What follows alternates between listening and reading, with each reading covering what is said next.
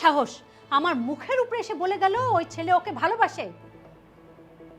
আর ও বলে ও কিচ্ছু জানে না। ছি ছি ছি ছি ছি, এই কথা যদি ওর বাবা জানে না, আমাকে কথা শোনাতে বাদ রাখবে মনে করছিস?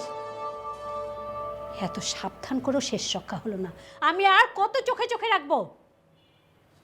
শেষ পর্যন্ত রাস্তার একটা লাফাঙ্গা ছেলের সাথে প্রেম করে। এখন না আমি বুঝতে পারতেছি রাত করে কেন ও বাড়িতে ফিরে। চাচি এইবার কিন্তু আপনি বেশি বেশি বলতেছেন।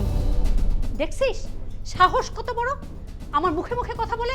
এই জন্য আমি আমার বাড়িতে রেখে লেখাপড়া করাচ্ছি। আপা প্লিজ আর একটা কথা না, তুমি থামো। এই তুই রুমে যা। আজকের পর থেকে ওই ছেলে যদি কোনো ঝামেলা করে বা কোনো তোকে ডিস্টার্ব করতে চায় তুই আমাকে বলবি। প্রয়োজন হলে আমি তোরে ভার্সিটি নিয়ে যাবো, নিয়ে আসবো, ঠিক আছে? যা রুমে যা।